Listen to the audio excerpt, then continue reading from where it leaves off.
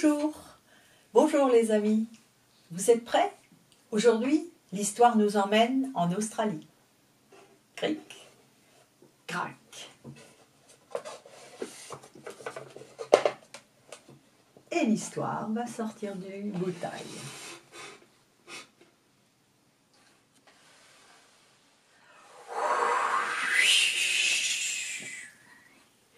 Le vent de l'Est s'était installé sur la grande terre d'Australie. Et de son souffle chaud, il desséchait tout ce qu'il trouvait. Et la pluie, elle, ne tombait pas.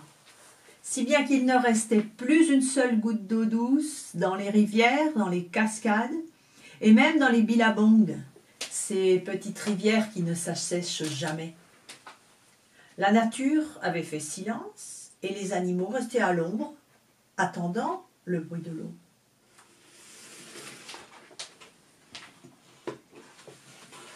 Un matin pourtant, on entendit gratter, c'était le wombat, le petit cochon au doux poil gris et au museau tout aplati. Il essayait désespérément de trouver de l'eau. Il avait tellement chaud.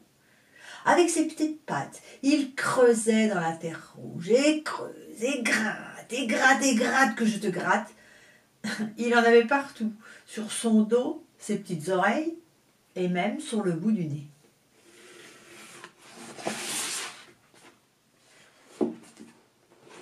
Son chantier n'en finissait pas de s'agrandir. Et voilà qu'une grosse pierre vint à le gêner. Il la poussa. Oh, c'est lourd. Il poussa et il poussa encore et parvint enfin à la faire rouler. Ah, ce n'est pas trop tôt. Mais qu'est-ce que c'est? Devant les yeux tout ronds du petit wombat, une source jaillit de dessous la pierre. Une eau limpide qui va remplir le trou.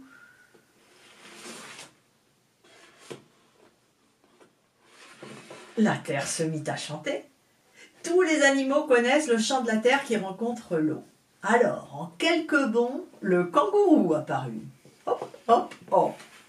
Et suivi de l'opossum, des oiseaux et d'un gros serpent. Ils étaient tous au bord de la petite flaque, prêts à y tremper leurs lèvres et à se désaltérer. Allez-y les uns après les autres, dit le wombat. Ne prenez pas plus de 2 gorgées, car il doit y en avoir pour tout le monde, n'est-ce pas? Glou, glou, glou, glou, glou, glou. Oh, c'est tellement bon. Et glou, glou, glou, et glou, glou, glou. Ouh, ça fait du bien. L'eau coulait, les animaux buvaient. Quand vint le tour du grand serpent, tout le monde s'écarta, car une morsure de celui-ci vous fait passer de vie à trépas.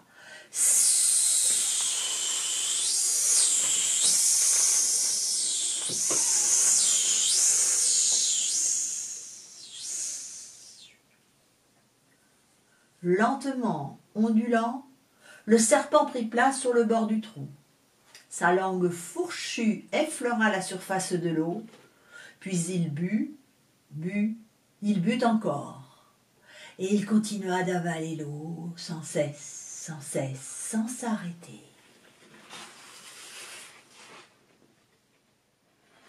Dans un mouvement imperceptible, il suivait l'eau, il descendait vers le fond du trou, et gorgée après gorgée, il grossissait. Gorgée après gorgée, le niveau de l'eau s'abaissait. Les animaux murmuraient entre eux. « Hé, wombat, fais quelque chose! Et c'est toi qui as trouvé la source, c'est à toi d'intervenir. » Mais c'est qu'une morsure de ce serpent. Le pauvre wombat se décida à tirer la queue du serpent et tire de toutes ses forces. Mais rien n'y fit. Le serpent avala toute l'eau. Les animaux n'en croyaient pas leurs yeux. Eux qui avaient si soif, leur gorge était déjà sèche. Fous de colère, ils se ruèrent sur le serpent en essayant de faire sortir l'eau de son corps. Ils le pinçaient, ils le piquaient, ils sautaient sur son ventre. tant et si bien que le serpent finit par mourir.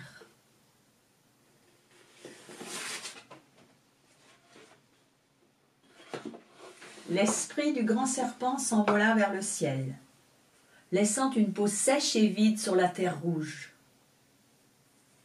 Restés au bord du trou, les animaux se lamentaient. Plus de serpents, plus d'eau. Nous voilà bien avancés. Qu'allons-nous faire? Qu'allons-nous devenir? Qu'allons-nous faire? Oui, je me demande bien ce qu'on va faire.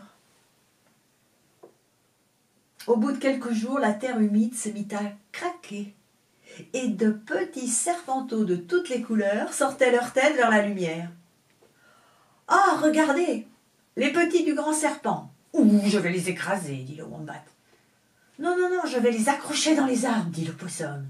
Non, nous allons les picorer, piaillaient les oiseaux.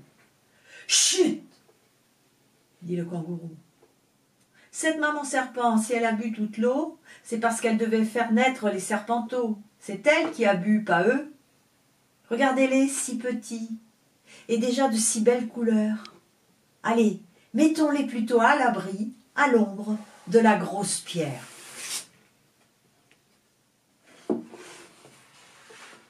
Tous les animaux se passèrent les bébés serpents, du bout d'une patte, du bout d'une griffe ou du bout d'une aile, pour les déposer doucement dans l'ombre fraîche de la grosse pierre.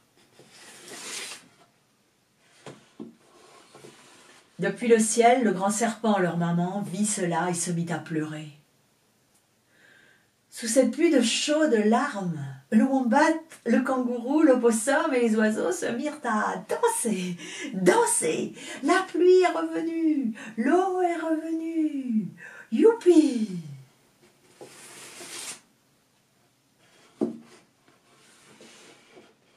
Le kangourou dit au petit serpent: « Regardez, votre maman, elle est là-haut. Elle nous donne de l'eau de la vie. Et elle laisse ses écailles briller de 1000 couleurs sous le soleil. Elle est devenue l'arc-en-ciel, le chemin de la pluie dans la terre sèche. »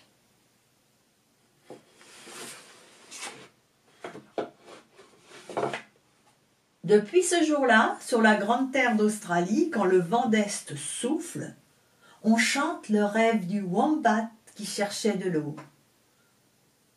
C'est le wombat qui cherche de l'eau, la la la la la la la la. C'est le wombat qui cherche de l'eau, c'est le serpent qui l'a donné. Oh, oh, oh, oh. En entendant l'histoire, et malgré la brûlure du soleil, le grand serpent laisse tomber la pluie et fait naître un arc-en-ciel.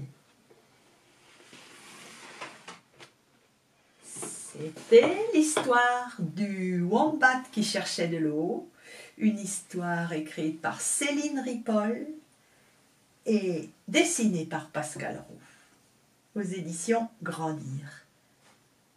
Cric, crac.